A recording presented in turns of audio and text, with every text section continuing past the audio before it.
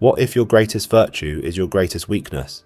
Many people believe that unwavering kindness is a shield, but throughout history, patterns emerge showing that it is often the very thing that leaves individuals vulnerable to exploitation. You have spent your life trying to be the person everyone trusts, yet you feel drained, unappreciated, and stuck. Why should you care? Because if you do not understand the mechanics of power, your goodness will not change the world. It will just destroy you. Welcome to Shadow Philosophy. I am James. We are raised to believe that being good keeps us safe, but Machiavelli famously observed that in a world of wolves, sheep are not safe. They are simply dinner. Today, we examine the fine line between helpfulness and self-sabotage.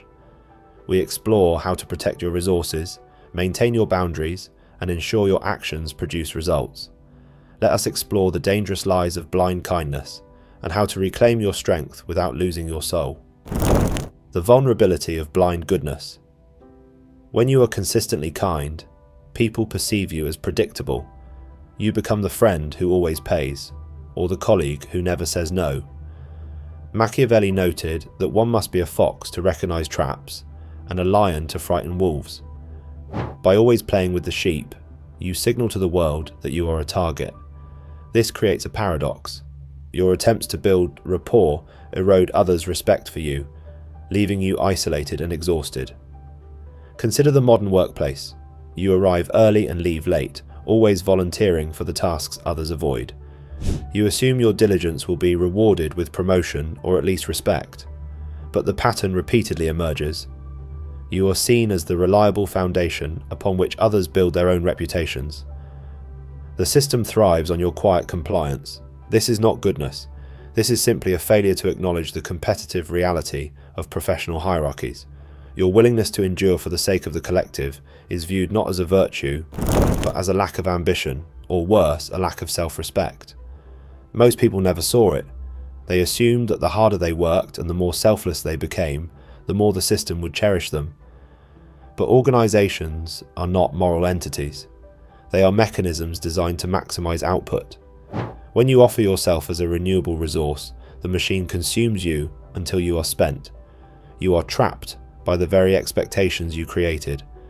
And history noticed, it is a recurring pattern of those who sacrifice themselves for systems that forget their names the moment they stop producing. The generosity trap. Excessive giving does not build loyalty, it builds addiction. Your kindness quickly becomes the baseline, and when you finally say no, you become the villain. Many philosophers observed that scarcity creates value, while abundance destroys it. When you give without limit, you train those around you to demand more.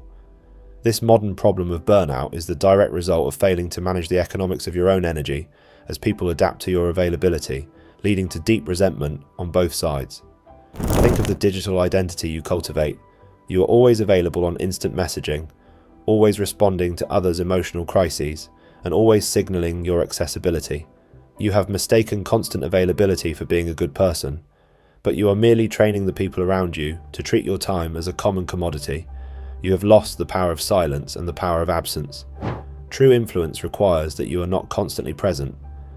It requires that you possess a life that exists apart from the demands of others.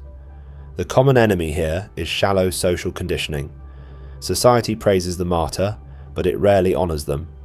The martyrs are useful in the short term, but they are seldom entrusted with real authority. The people entrusted with power understand the value of their time and the weight of their commitments. When you give everything to everyone, you end up with nothing left for yourself, making you ineffective in any pursuit that requires focus, strength, or long-term planning. You become a resource for others to manage rather than a driver of your own destiny. The economics of results. The world measures what you accomplish, not what you meant to do. While you mean well, if you are not getting the results you want, you are not being good, you are being ineffective. History does not remember those who merely meant well, it remembers those who achieved tangible impact. This requires tough decisions that may look unvirtuous in the moment, but serve the greater aim. Strategic individuals understand that protecting their own strength is the only way to remain a viable force for positive change in the future. This is the central paradox. To do the best, You must occasionally do things that feel difficult or cold. You must say no when you want to say yes. You must prioritize your own resources over others' immediate needs. This is not selfishness. This is sustainability. If you deplete yourself, you are useless to those you intend to help. The manipulative systems of the world rely on your guilt. They want you to feel that prioritizing your own health or success is a betrayal of your moral duty. But the pattern returned. Those who have created the most lasting change in the world were rarely the most compliant or the most agreeable. They were the most effective. They understood that their time was their most valuable asset. They understood that every interaction had an opportunity cost. They did not simply react to the world, they curated their contributions. You are currently trapped in a cycle of reaction. You react to your friends' emotional states, the demands of your workplace, and the noise of your digital environment. You have no space to be proactive because you have given it all away. To become effective, you must withdraw. You must rebuild your boundaries. You must learn to treat your attention as a high-value commodity that is earned, not freely distributed. The illusion of the liked. There is an addictive quality to being liked. It is the ultimate social currency. But Machiavelli cautioned that it is far safer to be feared than loved if you cannot be both. He did not mean feared in a cruel sense, but respected, held in high regard, and viewed as a force that cannot be easily swayed. The quest to be universally liked is a form of manipulation. You manipulate your own behavior to match the expectations of the crowd. You suppress your true thoughts to avoid conflict. This is the great loneliness of the modern age. We are more connected than ever, but we have never been more alienated from our own authentic perspectives. We are constantly performing for an audience that we do not even like. We fear that if we reveal our true ambitions or our true boundaries, we will be rejected, so we perform. We cultivate a digital identity that is safe, palatable, and entirely devoid of the tension that creates real character. But tension is where growth happens. True growth comes from the moments when you refuse to compromise your own vision for the sake of social comfort. When you take a stand, you create friction. Some will reject you, but those who remain will respect you. The people who matter in your life are not the ones who appreciate your compliance. They are the ones who appreciate your depth, your complexity, and your willingness to act with conviction. You are sacrificing your character at the altar of social comfort, and in doing so, you are becoming a ghost in your own life. You are a person who fits everywhere and belongs nowhere. You must be willing to lose the approval of the many to gain the respect of the few. That is the price of true impact. James here, concluding our exploration of shadow philosophy. Machiavelli understood that effectiveness is not measured by how much of yourself you give away, but by how deliberately you choose to act.